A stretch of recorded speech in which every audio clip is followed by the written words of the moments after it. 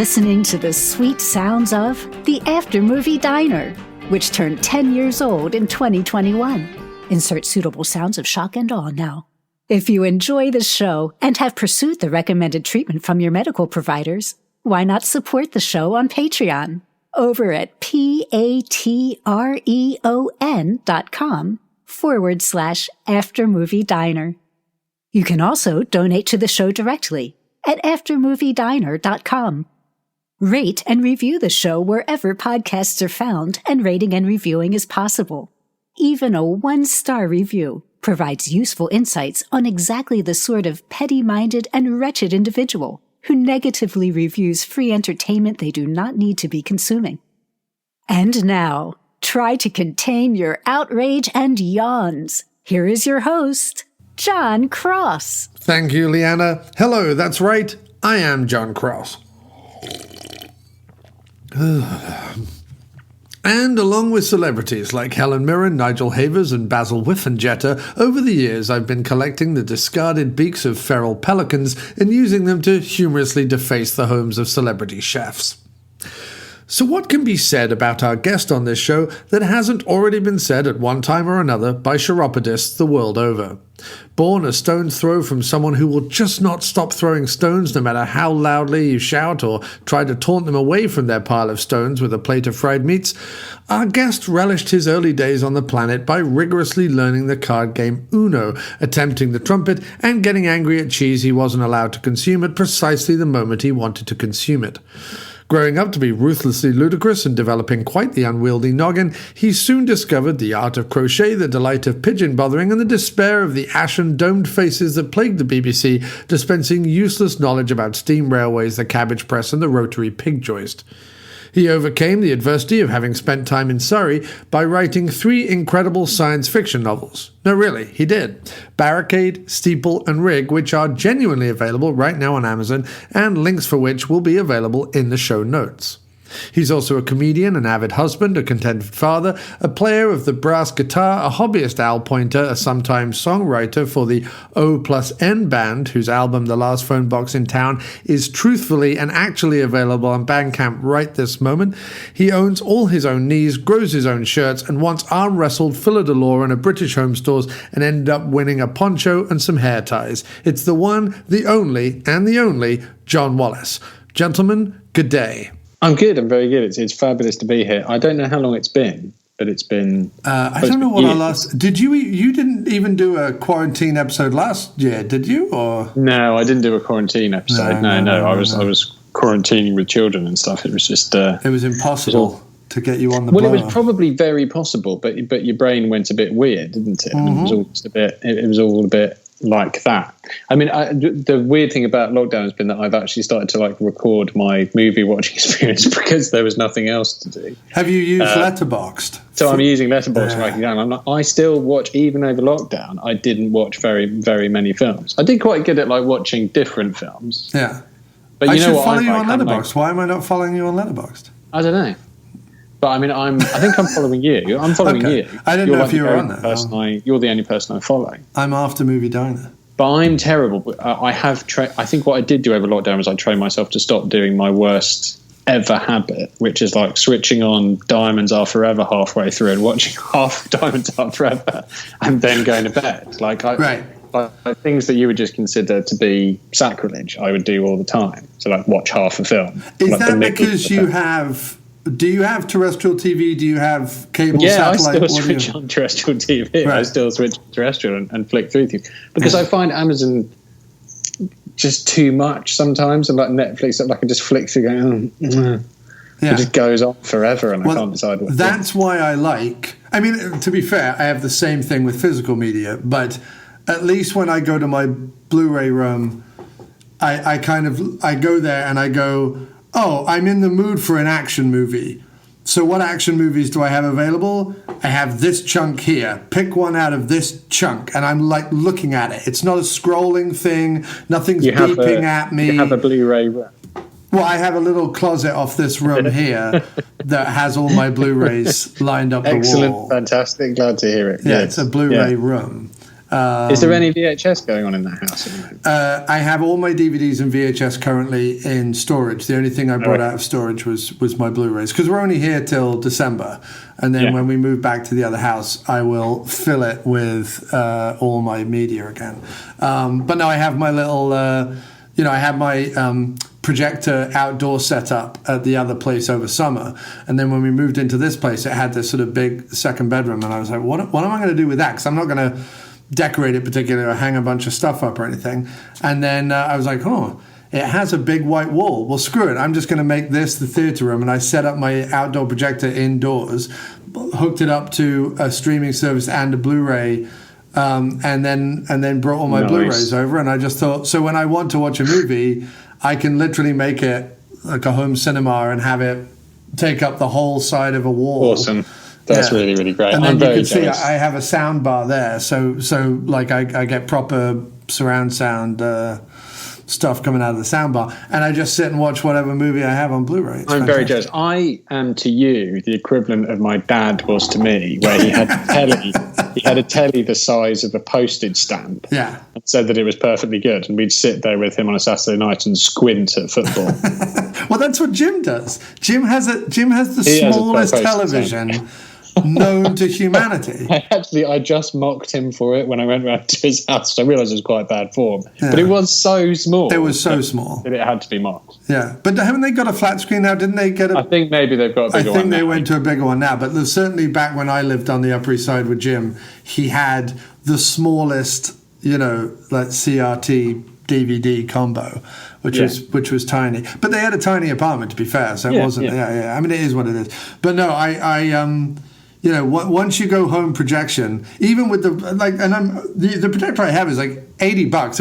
It wasn't stupid money. It was like $80. Like, it basically runs on farts and batteries. Like, it's just whirs away or whatever. But like, once you do that, you go, why am I spending $1,000 on a big flat screen TV? Just get somewhere, paint the wall white. Master 400 and the Whiff Master 400 and watch whatever I want on Blu-ray, which is kind of where I'm headed. Is the more comfortable I can make lockdown, the less likely it is that I emerge back into society. Yeah, absolutely. Yeah. So anyway, when we were kicking around ideas for what will certainly at least be, if not the victory lap of the After Movie Diner, but however, its interim state until we can, if we do crank up in-person episodes again.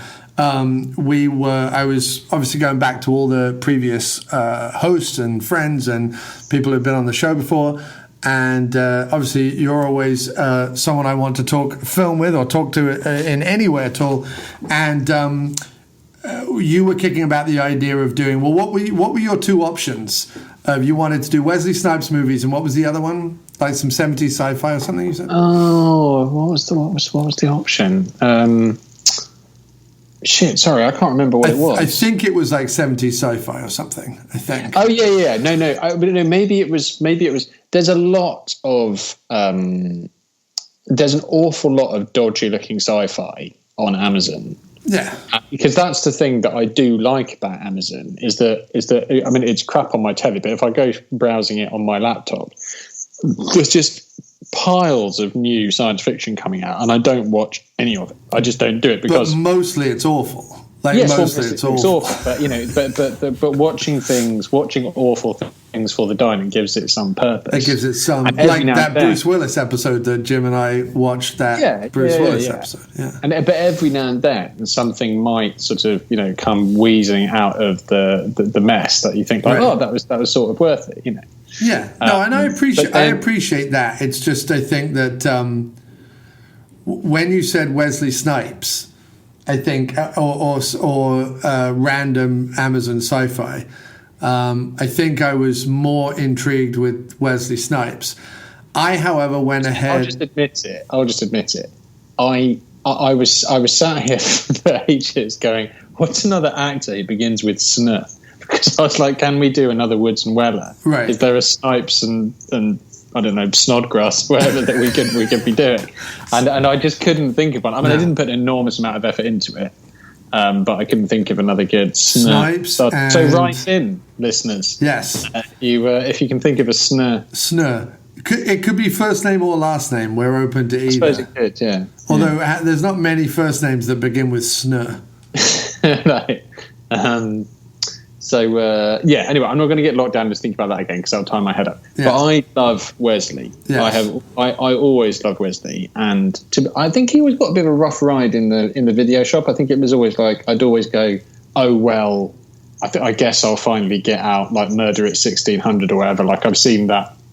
I've reached for it 6 times on the video shelf. Yeah, he had, what were his big ones in the video store? It was like Rising Sun with Connery. I love Rising Sun. Was a big Even one. Though it's stupid in 100 different ways. Yeah. I love Rising Sun. Sean Connery being for some reason I like, a Sinophile Scott weirdo. It just really does it for me. I love Money Train, right? What was it? White Men Can't Jump and Money Train were the other two, right? That were big kind of video rentals back in the day. I always thought Money Train was like the shit White Men Can't Jump. I mean, I don't think I even ever saw it. That's why I'm kind of keen on Snipes, is that not only did he do loads of 90s movies that I haven't seen, but he's also done a huge amount of films after like being in prison for tax or whatever. Yeah. Like, he did like a load of extremely weird films after that. Well, I would definitely do a whole series of Snipes films with you, even after the initial. Well, let's just say it's not a stumble because I think it's going to make an interesting discussion, but certainly after the initial chaos of the fan. I think the fan is something that if you showed it to George Harrison in the 90s, he would look at it and go, it's chaos. Like that's what the fan. I mean, actually, it's a really interesting film, but in many ways to talk about. But I mean, it's a bad film, but it's quite interesting, like why it's bad. Like there are sort of interesting things in it. But no, I mean, I would watch like Snipes all the livelong day because there's loads I haven't seen. And loads I've sort of meant to see. What about Passenger 57? Isn't that him? Passenger 57 is really odd. That was on that was on telly like a couple of years ago. Okay. And I just caught it, and it's a really strange film. I mean, it's not as strange as The Fan because The Fan is like, boy, this is weird. Yeah. That's pretty strange. Murder at 1600. I seem to remember quite enjoying Murder at 1600. Is it 16 or 15? I don't know. Well, we can definitely watch and talk about all of these because I have to say, of all the kind of 90s action heroes, I've probably watched Snipes the least in recent years. I mean, obviously, I've seen White Men Can't Jump and Money Train and some of the ones back in the day, but I have not watched much Snipes since.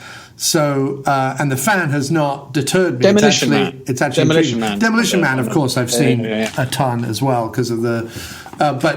And I would have loved to have seen him do more like double act stuff with Stallone or one of the other guys. Like it would have been great to have like a Snipes Van Damme double act or whatever, like something like that. He never really did that.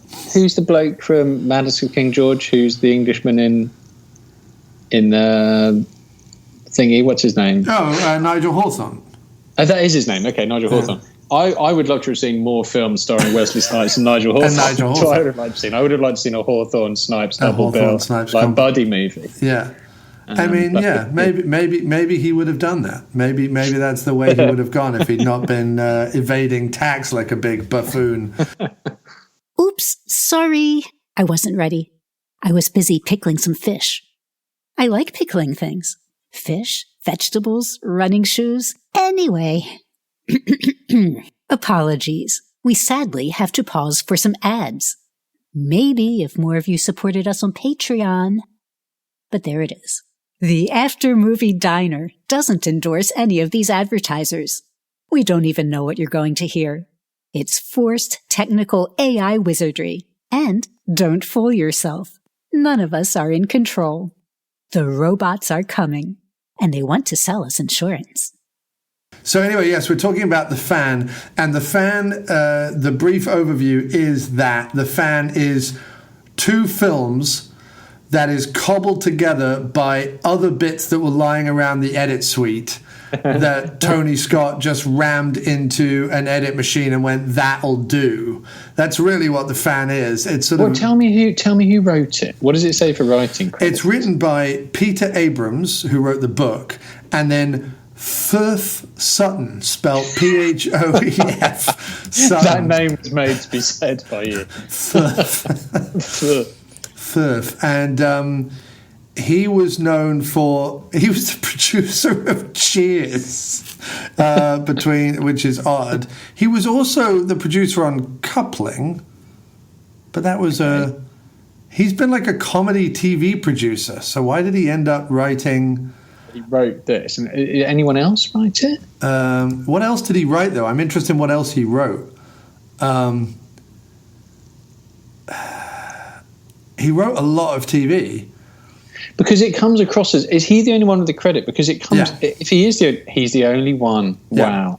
Because it really comes, as you say, it comes across like several ideas. I suppose that makes sense in a way for an amateur, not very good writer. But it comes across like several films slaps together. What's weird about it is this. So very, very quickly then, because it's not a complicated plot. De Niro plays a knife salesman, which is such a convoluted, fucking hackneyed way to be like, well, why would this like button-down, stressed-out, middle-aged man have knives? Oh, well, let's make him a knife salesman. I mean, in America, you don't need an excuse to have knives. Like, if the character just had knives, you'd be like, oh, he's a guy who has knives. But in this, he has to be a knife salesman. He believes in, like, principle and propriety over cheap foreign products and slapdashery. He sells knives because his father used to manufacture them, but that job is going badly. He has a really bad relationship with his ex-wife and a kind of confusing relationship with his son, who he's constantly trying to connect with, but also like neglects horribly and abuses horribly. He is the biggest fan of the Giants baseball team in San Francisco, and Wesley Snipes is a very well-known, super popular baseball hitter who has sort of bounced around several different teams, getting really huge batting averages every year, and then finally gets traded to the Giants for a record $40 million. So all eyes are on Snipes. De Niro is a big fan of both Snipes and the Giants. And then it all sort of goes a little wrong, and De Niro becomes a little crazed, and we'll kind of bring stuff up as we talk about it from there. But basically, it's King of Comedy meets, a baseball movie, essentially. It's King of Comedy meets, what's that other Tony Scott one with Bruce Willis? I know it's a football movie, but... Last Boy Scout. Last Boy Scout. It's got some Last Boy Scouty moments, and it's got some King of Comedy moments, but it's not as good as either of them. No, not anywhere near. Right. I mean, I thought that. I mean, I don't know what. It was interesting what you said, because I emailed you and you wrote back that you were halfway through. And I was like, oof. Yeah, you used the word oof, which I don't think I've ever heard you or seen you write before. Certainly, and that showed that it was a unique experience. Yeah. The thing that was really odd about it to begin with was how, because there's loads and loads and loads of actually good ideas in there. Yeah. Like the King of Comedy, the idea of obsessive star worship is in many ways, or obsessive fandom at least, is a lot more applicable to sport than to comedy. Right. I mean, there's it's a lot more widespread, and there's also a sort of violent, thuggish, drunken, like tribal element to it. On the terraces and all that sort of thing. Yeah. Which so the story, even though the King of Comedy has been made, and even though everything you do after that is going to be compared to the King of Comedy, if it's a story about obsessive fans, and even though you then like quadruple down on that by casting Robert De Niro, and it's actually bad casting is the other thing. I don't know what you thought, but I was like, he's completely wrong for this. It gets better later on. I did like he's him completely wrong. I did like him George Costanzaing through his life, like knocking people over. When he knocked his kid over and then knocked the woman over in the apartment, I was hooting with laughter. And the thing is, you're not meant to laugh at those moments. You're meant to be like, what a blackguard. But like, I was just laughing my head off because it was so ridiculous. But that's the thing. So that is a good thing to have. There's also another thing that crops out of it that has a lot of potential. Is like he wants to say that writer Blake, he wants to say something about like father-son relationships. There's this whole like father-son thing running through it with and his kid and Snipes and his kid, and there's a father and a kid in hospital, and De Niro, and there's this totally throwaway, like utterly useless, meaningless bit where someone talks about, your dad of course founded the firm. They've got fuck all apropos of nothing. Right. But and sport again has a lot. Sport has this real, like obvious sort of infection of father-son relationships. Well, you also have the idea that you find out at the very end that, and this isn't really spoiling anything, but the De Niro's character was like had his moment in Little League where he kind of won the game for the team because he's a pitcher, and there's this news cutting of him winning said game and being held aloft or whatever by the team, and you get the idea just from everything going on that was not only a big point in his life, but a big point in his life born out of the fact that it was probably the moment that his father was most proud of. Do you know what I mean? Yeah, exactly. Yeah. So there's that. There's a whole thing about failure, which is a lot more. It resonates a lot more in a sporting, area. But the thing is, of course, you're making an American Hollywood picture, and nobody in Hollywood knows how to make a sporting feature that is about sport making people weird and freakish and unreasonable and dangerous losers. People only know how to make movies about winning sportsmen. I mean, I suppose there's some examples where people are losers and then, gosh darn it, they come all right in the end, like your Cool Runnings or whatever. Right. But generally speaking, it's about, well, that's an underdog story. I mean, they know how to do underdog stories, but they don't know how to do the... Exactly, yeah. They don't know how to do something with any kind of But depth. King of Comedy has... I mean, first of all, it's a useless comparison to make in many ways because these films, these sort of light King of Comedies make you realise how truly great King of Comedy is. I mean, when I saw it, I thought, I feel like this is the best Scorsese movie myself.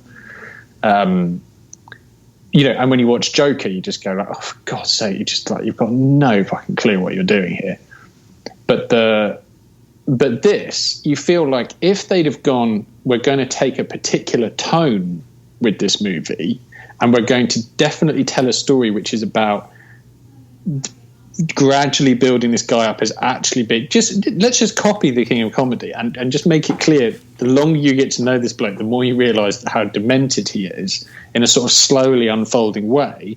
It could have actually been pretty good. I mean, it completely loses it at the end, like what it's trying to do anyway. It all goes completely batshit, falls to bits. Sort of, it's kind of like shits itself to 2/3 of the way through this film and just like doesn't know what it's doing.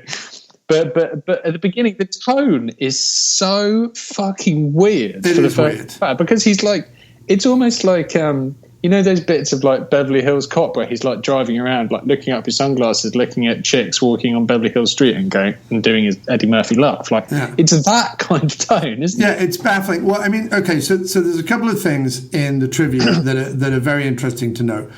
I think the finished article I can't lay at the feet of the writer, and I'll explain why.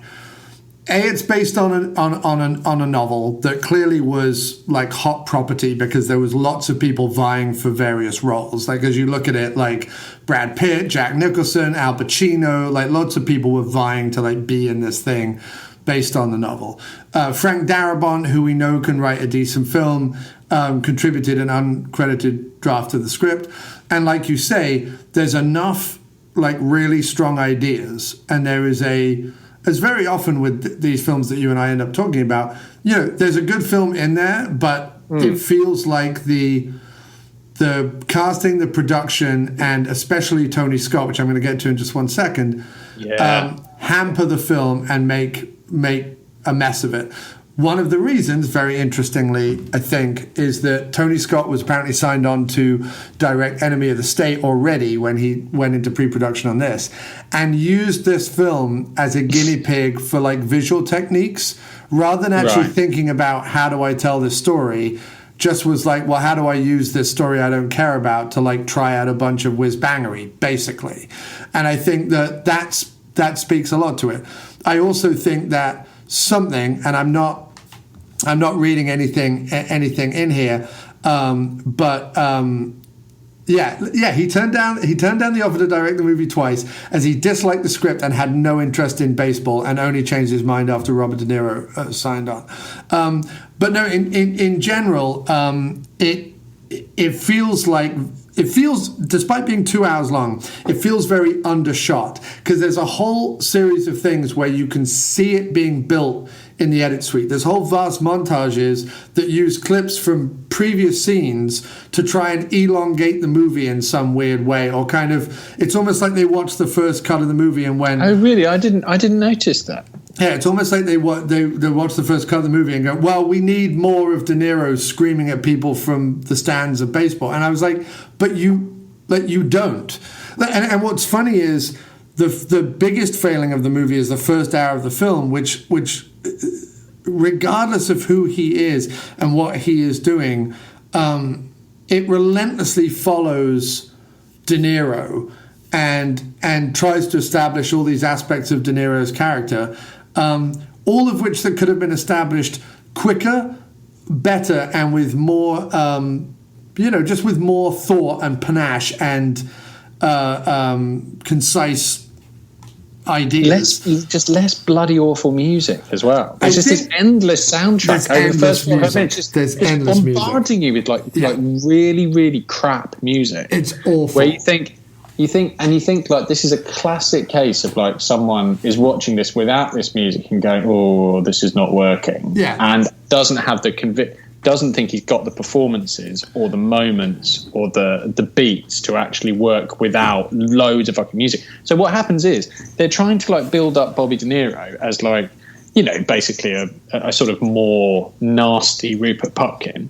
Right. And but it doesn't even begin to do, even like you say, even though you're camped out with him, spending all this time with him, you don't begin to get a chance to like begin to feel interested in him or intrigued by what's going on, because there's this fucking awful music playing just constantly, like screaming at you the whole way through. There's a really horrible track as well, which I don't know if you noticed, which is with these lyrics like, I want to, I can't remember what the lyrics are, but a terrible, terrible song that's played like 3 times. Well, it's weird as well, because you can't. One of the main things about Robert De Niro, and I'll say this as someone who became a baseball fan when he moved to America and has been to multiple games and whatever, he doesn't strike me as any baseball fan I've ever met, known, whatever. Because, the genius of Rupert Pupkin is this idea of this, he wants to be this sort of creative, wild, funny guy, and he has all these kind of dreams in his basement. But actually, when he kind of goes out into the world, his navigating the world is sort of this approximation of what he thinks society is. Like, he doesn't quite understand it. So the suit and tie and suitcase that he kind of takes to a meeting, it approximates what you would wear, but it's also just sort of a little left of center. It doesn't make any sense. Whereas this character is different. This character he's brutish and violent and has no regard for anybody on one hand. But then on the other hand, we're meant to be being sold this idea that he believes in, the craft of building the right knife and, dressing properly in a suit and being all kind of focused on sales and his pitch and his idea and all this sort of stuff within his job, and his father built this thing, and it's all about craftsmanship and whatever. But none of that rings true. Or pays off. Or pays off. But he's also not... He's not like, there's some really wild scenes where like they have him standing in the stands screaming at Snipes in like a grotty old t-shirt, ridiculously loud baggy trousers, and like a kind of a very kind of casual sweat jacket. And you sort of think, well, that doesn't fit De Niro either. Like the character just doesn't, and it could be casting, but at the same time I feel like, nail it down. Is this a schlubby guy who lives in a motel who's down on his luck and whose ex-wife hates him and everything else, or is this guy who thinks he could be so much better if only the world around him cared more and thought more about precision and thought more about craftsmanship and thought more. There are nice things. There's not. It's like you say. It's just full of like good stuff good notions that don't pay off, because there's this other thing that happens here. Like I thought what was going to happen was that he was going to get his psychology was going to get tied up with Wesley's psychology in terms of because basically the beginning of the film, Bobby is ringing up this radio station with Ellen Barkin and Jack Black in The World's Most Thankless Cameo manning it, and he's calling in and saying, I'm really excited about them signing Wesley Snipes, and he's completely invested in this. And for him, this is like, because he's known this player since he was very small, and he's been following this player since he started, and he thinks he's the solution to his team's problems and all the rest of it. And you can tell, and it's not played properly, but you can tell that the idea is that he's investing far too much in the signing of this player, just like lots of fans do. They invest far too much of their emotions in their teams. And that as Wesley, for various, and again, not well executed reasons, begins to, because there's this whole idea of this sick kid, and you think that's going to get in his head and everything, and then it doesn't, and then well, then it becomes about his lucky number, and I'm like, his lucky number. Where did the lucky number come from? Where was that a thing? Right. Suddenly that's a thing. So weird. And but what I thought was going to happen was he's going to get entwined with Wesley's psychology, and Wesley's going to fail and fail and fail. And Bobby's life is going to fall to bits and fall to bits and fall to bits. And he's going to start to think that Wesley, it's all going to be about luck and all that sort of thing, or like a streak. And that Wesley's bad streak is connected to his bad streak. And I don't know, he has to like bump off Wesley in order to break his bad streak. Like that's where I thought it was going. Very simple, very predictable, but probably fun to watch. But then it doesn't do that. Instead, it goes completely. Well, to begin with, like he supports Wesley while Wesley is failing, and I was like, "Oh, that's quite interesting that he's actually sticking with his player even through all of this." Right. That I thought was quite interesting, but then it just went like, I don't know. What it is that the film has no second act. It has a first act where you learn about Wesley and De Niro kind of separately but together, kind of in tandem, living their lives, right? Then there's this whole thing about he happens to be in the bathroom of a bar and overhear the whole number 11 thing, right? So then he offs Benicio del Toro's character, like just stabs him in a sauna in the most confusing way, because it is really badly done as well. He edits it, Tony Scott edits it as like in flashback, which he doesn't kind of do any other time in the film. Yeah. So you're like, wait, did he kill him? Is that a dream? Is it part of it? Like it's totally weird. But then the second act, the whole second act is simply the scene at the beach house where they finally meet. So there's literally a switch in the middle of the movie, which is that scene in the beach house. And instead of it being like a gradual thing, where, he meets Snipes and like maybe it's a little bit fulfilling, but maybe it's a little bit unfulfilling, and maybe they have a bit of banter or whatever.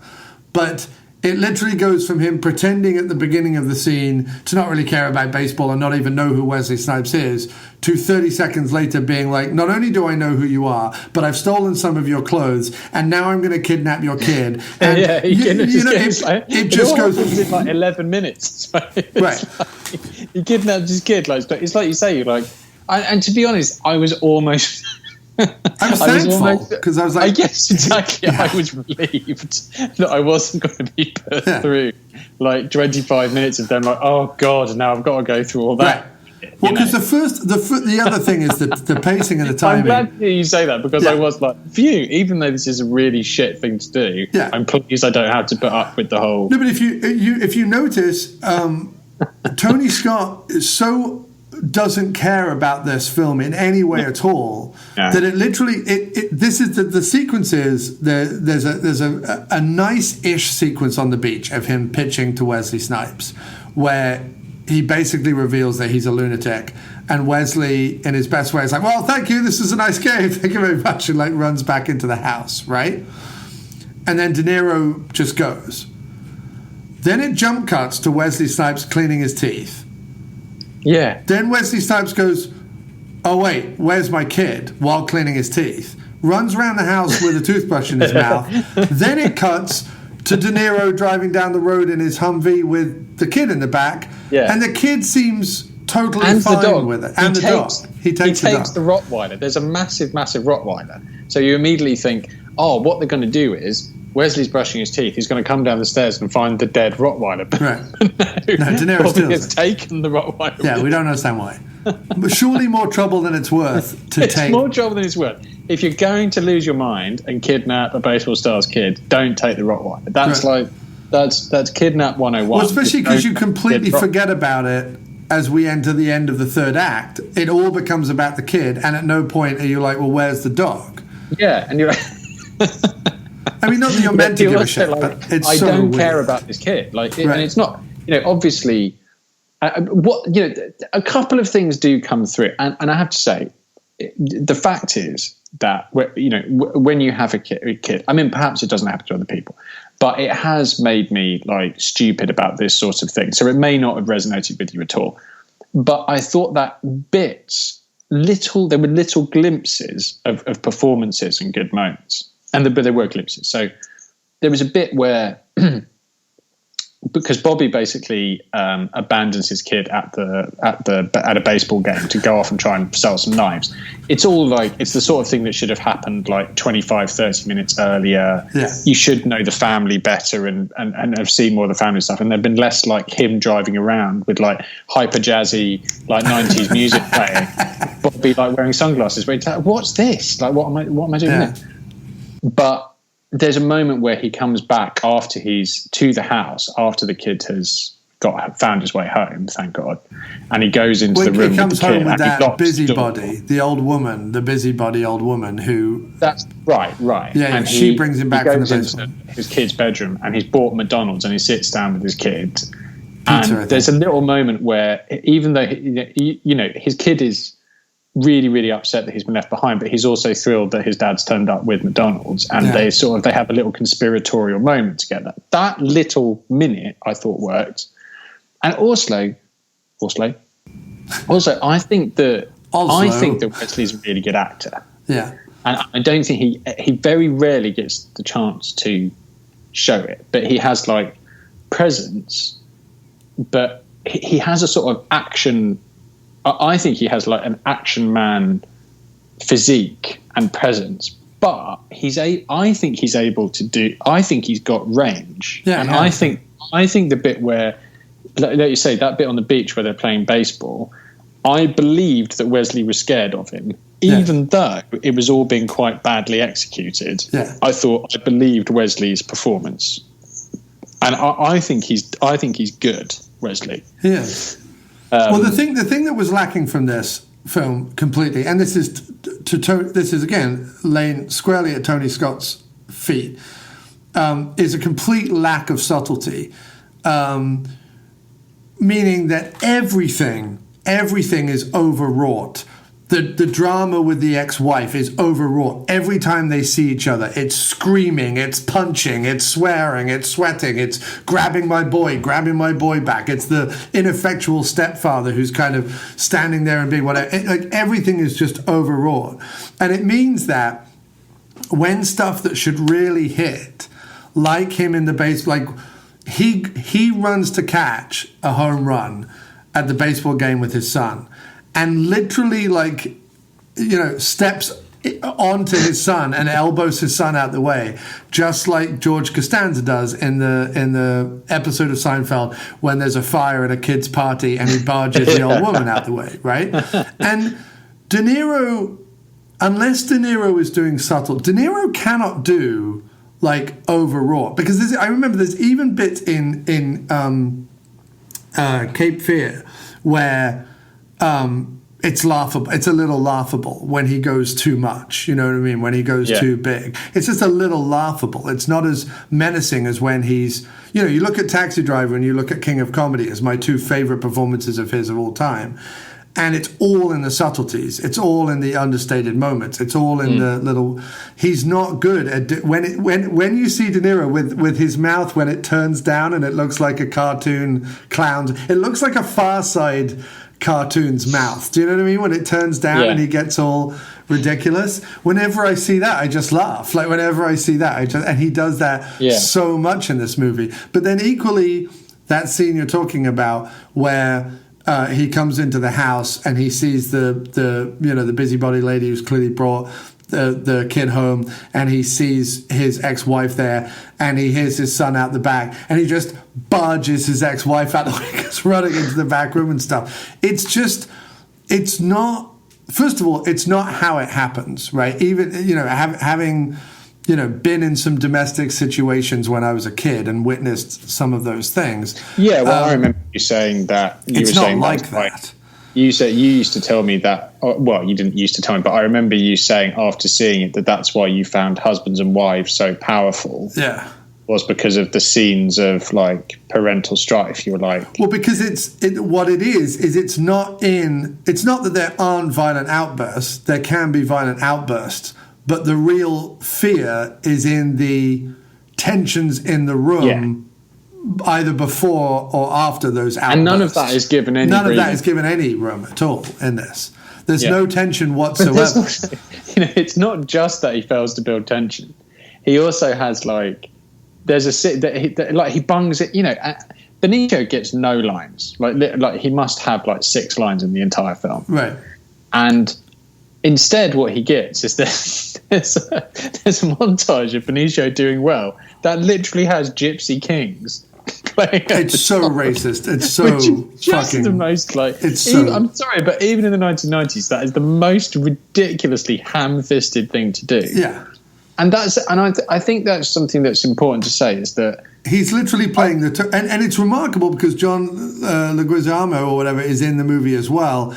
Very bad in it. But Benicio is literally playing the token Hispanic player, and in the lead up to his montage, he's referred to as all sorts of racist and or generic slurs towards Mexicans and Hispanics, and then in the and then during the montage, like you say, you've got blah, blah, blah, blah, blah, blah, like this ridiculous Gypsy Kings music. It's just it's one of those things where it just tips over into laughable because it's so ill-judged and offensive that it is just sort of laughable.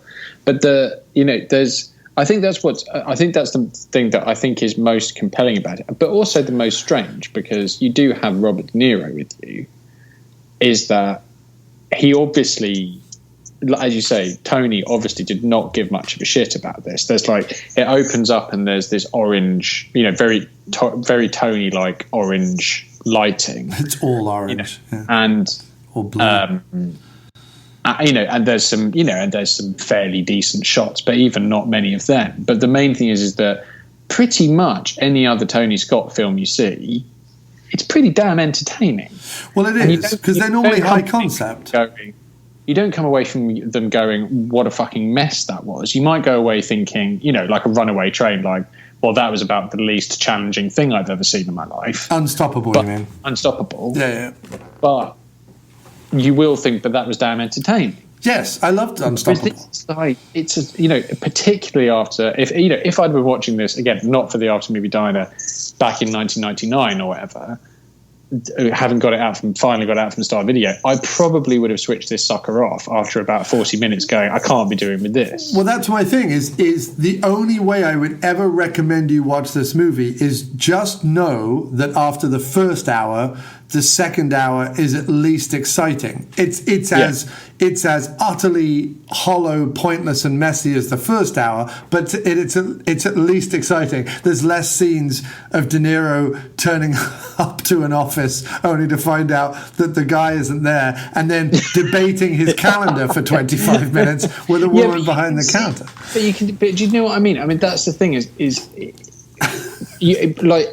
someone who gives half of a shit about what they're doing, right, rearranges that stuff and goes like, oh yeah, I'm not quite, because what they're trying to establish is, because what should have been happening is for the first 45 minutes or 50 minutes, you should have seen a little bit of him at work, and they shouldn't have done what this film does, which bellows at you, he sells knives.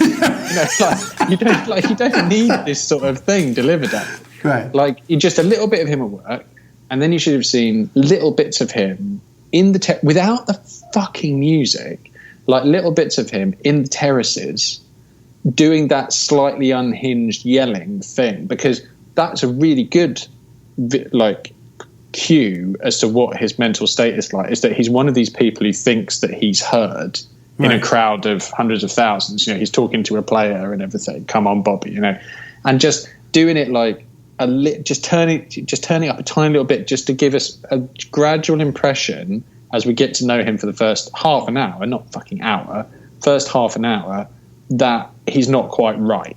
Well, it's also weird, because now I think about it, when I think about like all the scenes we saw of him going to work, and I think about that scene where he's standing in the security room with the manager of the sports outdoors shop or whatever, and the manager is just staring at boobs on the security camera while Bobby's trying to sell him these knives and things, and then he finally loses it and so on. And then when he finds out later on that Rayburn, Wesley Snipes' character, only started hitting well again once he stopped caring, there's this idea that runs through the whole thing that the only person who cares in the world is Robert De Niro's character, right, Gil, and that's interesting. That's an interesting thing to look at. Again, the movie doesn't service that at all in any way that you could follow it, unless you were going to discuss it like we are. But there is this idea that the only person who cares in the world about anything is this guy, and everyone else, his boss doesn't care about cheap knives from China. neither do the audience. Right? Neither do it. His wife doesn't care about his kid in the way that he does. Nobody cares about his kid in baseball the way that he does. Nobody cares about baseball the way that he does. Nobody cares about Bobby Rayburn the way that he does, etc. Not even Bobby Rayburn, etc., etc., etc. The trouble is then you're basically saying that the only way to be successful is really if you don't give a shit at all, and if you do care too much, you're going to end up stabbing people in saunas and kidnapping children. And weirdly, as someone who is a little plagued with the, I don't know why I care so much about this thing, but I do kind of care a lot about this thing. I do have that as part of my personality. That is a bit true about the world. Like, the less you care, the more shit tends to go your way. So, but again, the film just needed to service that better, and it just doesn't give it a landing. It keeps on just pinging off good ideas, hitting good ideas, but then rebounding off them and flying away and not coming back to them. There's a really good line in it, which was he's leading his kid away from the stadium or into the stadium, and he says something like, "That's what's great about baseball. It's not like life; it's fair." And again, it's a classic. It's actually it's a totally classic writer's thing to do, which is you've actually got two things that you sort of you've written it and you haven't thought about it enough, and you've not gone back over it and figured out that actually there's this idea over here about things being fair, and this idea you were talking about over here about things being perfect, and they're actually quite different. They're sort of two different things.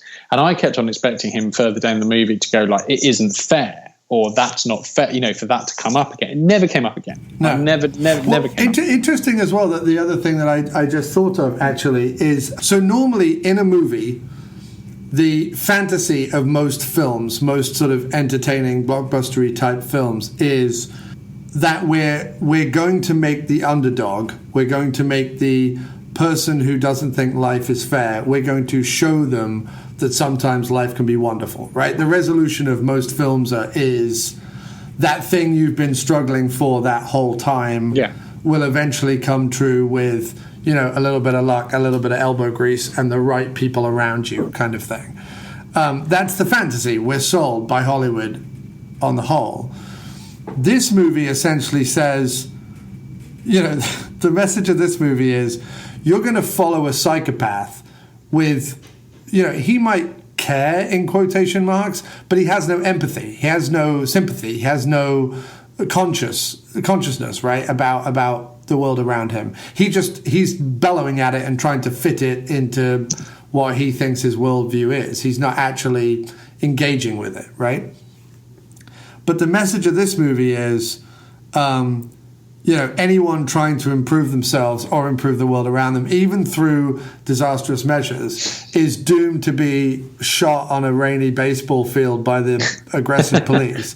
And everyone who just doesn't really give a shit and have kind of given up on their dreams and have just taken the money and run, they'll do okay. And the funny thing is that's probably closer to life than the fantasy that most movies sell you.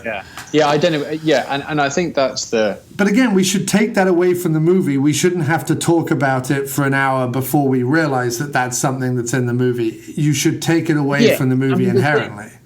The thing you do realize, as I said, it's just like you say. I think if you're watching this film, you need to sort of have a magazine or something for like the first 50 minutes to turn to when there's another like turgid like. Well, either that, or I'll catch you up. Baseball player down on his luck, and De Niro sells knives, has a child, is estranged from his ex-wife, and has lost his job. Thing. But the thing that comes out is that I think Wesley is very, very poorly served by the film, and he does very well with very little. Yeah, because I don't know what you're supposed to, just as you say, I think that's the thing, which you're so sort of relieved that it's done, because it's been sort of interesting and stuff, but you are kind of relieved that the movie's over. Yeah. And only now, as you say, after talking to you for like an hour, do I think, actually, we really don't know what, yes, he gets his son back, right, but that's because you didn't know what to do with the obsessive fan who bumped off his rival and gave him what he wanted. Right. You couldn't think of anything interesting to do with that. What? So you try. So just as you say, you resolve all of that in a sort of 3-minute beach hut scene that doesn't work, and turn it into a kidnapped kid so that he gets his kid back, and that's the end of Wesley's story thing. And it just doesn't work, because what you've done is you've introduced this thing to be solved, which is, how does he deal with the fact that his newfound success is down to the fact that this nutter has murdered his rival in the team. Right. They just ditched that. Well, and Wesley is meant to be, I think this is the other problem, is that Wesley is meant to be this good, like a legitimately good guy, but because think about it, he's like genuinely affected by the cancer patient's death when he finds out about it, right? He genuinely tries to hit a home run for the cancer patient. He's genuinely upset when his rival is killed and feels guilty about it. But two things, we're introduced to him as this, wisecracking 90s Wesley Snipes with his sunglasses and his Hummer, having just made $40 million. So we instantly hate him because he's this epitome of, 90s excess with the Hummer and the $40 million and the sunglasses and everything else, right? We immediately hate him. Wesley is normally found to be wearing sunglasses, though. It's not a massive surprise to see Wesley. I know, but I'm just, you know what I'm saying? The way Tony Scott shoots him, you're like, oh, this is the asshole. And then we're served up De Niro as, wait, is he the protagonist or the antagonist? Totally. And is he the protagonist or the antagonist? And then, even though Snipes is genuine and nice and seems to be soulful and goes through a bad patch and finds the weight of the $40 million and all of the bad press and everything too much for him to bear and everything. Like, he genuinely seems to have a conscience and a soul and whatever. Even his own, like, spin doctor and manager, later in the film, John Leguizamo says to him, I always thought you were an arsehole. Like, I guess you're not an arsehole. Well, you're still kind of an arsehole. And I'm like, wait, is Snipes meant to be an arsehole? Like, when was Snipes an arsehole? Like, who was he an arsehole to? The only thing he was remotely arsehole-like about was that he wanted the number 11. That was the only thing where... Yeah, and Leguizamo is eating up the arsehole biscuits anyway. Yeah, he's the arsehole biscuit. He is like, he's really, really painful and annoying. Right. Which would be fine if all the rest of it was working. I mean, again, Ellen Barkin is just like enormously short-served. I'm not even that big a fan of her, but she did do that really good film. Was she in the really good film with Al Pacino about, what's it called? Sea of Love. No, Sea of Love. See, I love Sea of Love. Yeah. And I will always like her for that. She's just playing the token femme fatale. But she just, like, you know, you're like, I'm annoyed. I'm annoyed that you keep on, like, pushing her back into the film, but it having no consequence to anything. Right. Well, but she essentially is the audience's voice in some weird way. Like, that's what she is, and it's very interesting that the screenwriter is from TV, because the other thing that I think is a problem with the film, and it's certainly a problem for Tony Scott, because as I think about his other movies, is there's too many characters. There's too many characters. If it was a doubleheader, if he played the whole thing as a doubleheader between De Niro and Snipes that somehow got out of control. Like, for example, if while Snipes was down on his luck, he befriended this fan who actually believed in him and blah, blah, blah, blah, blah. But then let's say as he got back onto his stride again, rather than De Niro having to kill anyone, as he got back on his stride again, he, like, left De Niro in the dust or whatever, and then De Niro, like, flipped out. That would at least be kind of an interesting arc, and you would sort of go with it. Tony Scott, if you look at all his other films, loves films in which two main characters navigate chaos, whatever that is, whether it's Top Gun or whether it's Enemy of the State, whether it's Last Boy Scout, whatever. It's two people who are very clearly written, who have very clear character arcs to go on, and then a bunch of other, like, noise and fury signifying nothing. But there's these two guys very solidly navigating that, right? The problem with this one is that De Niro and Wesley only come together for that one scene. The rest of the time, they're separated by everything. They're separated by all this other stuff. And then along with it, there's all these other characters that Tony Scott has no interest in whatsoever that have to weirdly be paid lip service, whether it's Ellen Barkin, whether it's John Leguizamo, whether it's Benicio del Toro, or whoever it is, whether it's, like, his ex-wife and the stepfather, whatever. There's just a whole array of people that Tony Scott is like, I've got no time to juggle with any of this. So say your lines, do your thing, and then I'm going to go back to, like, playing around with shutter speeds. Yeah, I'll put some music over it. Yeah, what he said. But I mean, that's what I'd say. The last thing I would say on it is that, you know, what I like about like, listening to you and Jim and stuff is that it's when you do Diner episodes, and what I like about when we've done Woods and Weller and stuff like that is that even when you see a bad film, sometimes it's just you know, like when we did the David Bowie Tony Scott movie, I just like, this film can just fuck off. Yeah. Like, I'm just The Hunger. Everyone loves The Hunger. We hated it. Yeah. Oh God, I really fucking hate that film. I've got no interest in this. Fuck off, Tony, and take your hunger with you. Yeah. But this is a film where there's actually, like, loads of very good and actually quite timeless ideas in there, and I think this is the essence of what Hollywood gets wrong. What Hollywood needs is, like, you in a Blu-ray room, basically, watching everything and then coming out with The Fan and going, now this has good ideas in it. Get some writers together and remake that. Yes. Remake The Fan. Yes. Because The Fan has got like 3 or 4 or 5 really promising ideas and themes in it that are not properly put together. Yeah. And it's a completely timeless idea.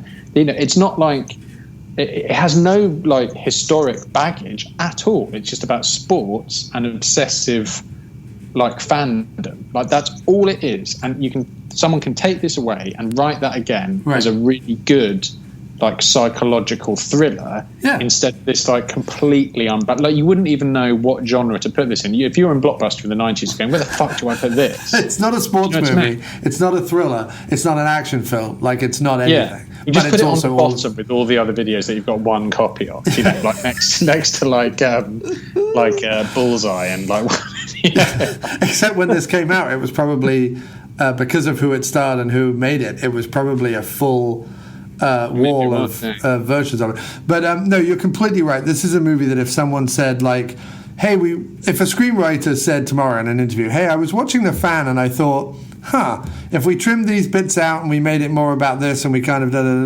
this could be like a neat movie. I would totally agree with this being, I wouldn't want it remade beat for beat or name for name, but certainly like the thoughts and ideas and concepts in this movie could totally be re-energized in another thing. And I think that there's a lot to be said for it. I weirdly compare this movie to Groundhog Day, and I'll tell you why. Groundhog Day, initially, the script was all about kind of the psychological toll it would take on you if you couldn't die. It was like this existential treatise on eternal life, essentially. Which is what Bill Murray signed up for, and the big rift between Howard Ramis and Bill Murray that wasn't solved until like 3 weeks before he died or whatever, before Howard Ramis died, is that Bill Murray never forgave Howard Ramis for turning Groundhog Day into a syrupy rom-com, even though it's probably entirely more successful because it became a syrupy rom-com, but it also therefore pushes the ideas that were inherent in the original script to the back, the back wall. And that's what this movie does. It takes what was probably, and I haven't read the book and I haven't seen the original script or whatever, but it was probably a script that was dealing with, like we said, with all these different themes. And Tony Scott came in and was like, what if I try out some shutter speed, some Dutch angles, and some Rolling Stones music? The Rolling Stones tracks in this movie. That doesn't work. And all the music in this movie. Yeah, he kept saying about when Mick and I were in the studio. Was he a recording engineer at some point? Like, that was never explained. Yeah. And it was like, is he a fantasist? What is that? Like, it was never explained. It was never explained. And then they had a whole thing with like how he's got like a bat lair in his old baseball thing. Right. At the end as well. I was like, is he living in his truck? Is he living in the motel? Or is he living in the old baseball stadium? He's got like 5 or 6 locations. If you're a psychopath who's obsessive about fans with no job, planning on doing a kidnap, you have to have several like layers. Yeah, I mean, none of it made any sense. And then I thought there was the last thing I'll say on it, there was a really nice twist when he'd been talking about this character Coop the whole time, right? When at the very end you meet Coop, it's that great guy from The Thing, Charles Hallahan. Yeah. And you meet him and he's living in like a trailer by a building site. And they have this like really surreal night where De Niro introduces him to a kidnapped kid and stuff. And then like when he talked about like, hey, you could have been a trainer and I could have been a ball player and we could have gone all the way and da-da-da-da. And Coop's just like, it was Little League, man. Like, get over it. Yeah. And I don't know whether we knew that until that point in the script. And I thought that was also really nice, that the thing that he had been hanging on to his entire life happened when he was 8, which isn't even the idea of like Small Hometown, the Bruce Springsteen song, which is not small, Glory Days, the Bruce Springsteen song, which is this idea of I peaked in high school and I'll never peak again. This is peaking in like, junior school. This is peaking when and again, like that could be a very powerful thing if handled right. Yeah. With some pacing and with some patience and trying to create a mood. There's just none of that. Yeah. And I found it a bit I found it a bit of a pity, but at the same time, you were I'm not sure that you were so enthused about talking about this one, but I knew there was going to be a lot to talk about. No, I said in my email, it's full of interesting things. Yeah, no, I said in my email, it was rough, but it's going to make an interesting conversation. These movies to me, and the Diner seems to specialize in them. I seem to hone in on them, which is what I call like compromised could have beens kind of thing. Yeah. Like that's what we tend to find. Like when we that's what I hone in specialise in, and that's what's brilliant about the diner. This is a compromise could have been. But I can't recommend anyone watch it. Well, look, thank you. Don't watch it. Don't watch it. Don't encourage it. Put it away. No. don't encourage it. But sir, thank you ever so much for talking about The Fan today. I will more than happily do any other Wesley Snipes you see I'll do fit some more Wesley. from the 90s. Like I say, any of the ones we mentioned earlier, happy to do any of that. But this has been a great chat. This will make a great episode. Thanks so much for being on the show, sir. No worries. It's excellent to be back at the diner. And don't forget to check the podcast description for links to be able to purchase author Jon Wallace's trilogy of books that are out there in the world for purchase. Go find them, buy them, read them, and then some big Hollywood studio make lots of movies out of it. Thank you very much. And also Love Sheds, All Hail, Andy Lunn, and all those sorts of people that I've been all those themes, all those the thematically strong things there was you've no been talking sheds about in this, although he did have, like you say, his baseball cap cave. It wasn't like a bat cave, it was baseball cap cave, underneath the old stadium, which was sort of shed-like, I guess. Yeah, and I just want to say to finish, I have over lockdown, I went back and listened again to a lot of Diner. I have re-listened to Diner, and I don't listen to any podcast and listen over Diner because I it's really, really good, and I've still got a couple of films. I still haven't seen Hitler, the man who killed Hitler and Big Fur. Oh, watch it. It's really good. And there's a couple of others I have to see, but Cop Car. The one with Samuel L. Jackson running around the wood with the kids. Big Game. Bagman. The Trust.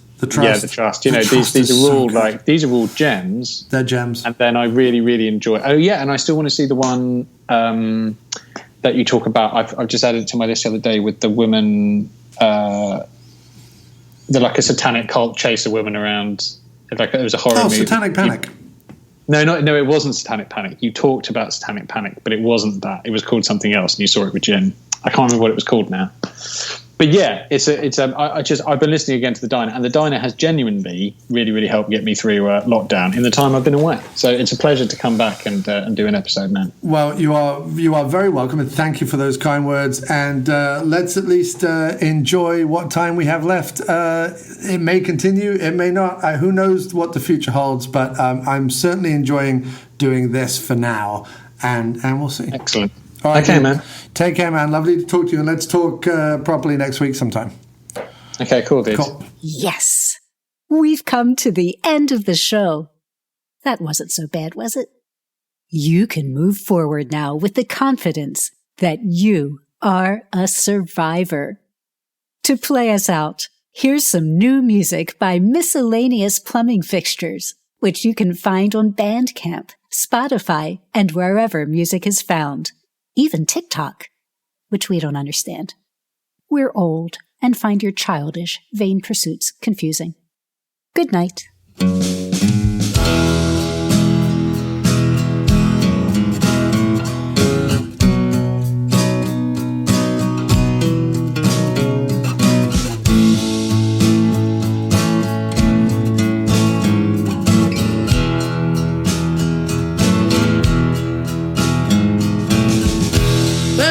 Tell you what you mean to us in a way where no one really tells you right at the moment when you need to hear it the most.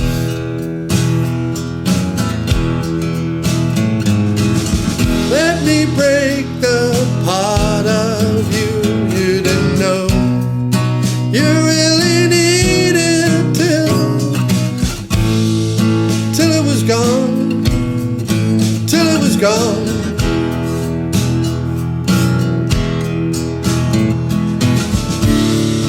Let me keep advancing without reason or skill. Let me move the line you had your sights on for so long.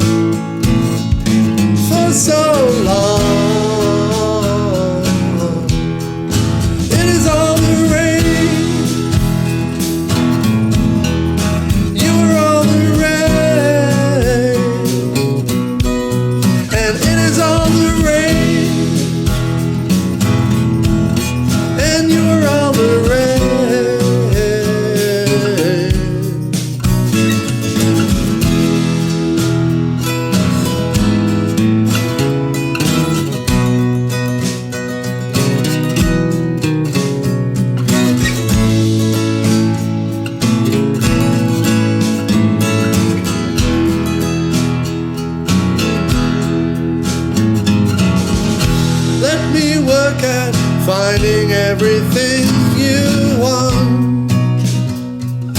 Right at the moment when there's no way for you to afford it. Let me power through, aimless and aggressive, handouts and incentives galore. Incentives galore. Let me keep my fingers crossed. You keep doing what you're doing without intention to ever reward it. Let me think you're all replaceable if any of you ever realize what there is behind the door. It is all the rage. It is all the rage. And you're all the rage. Yeah, you're all the rage.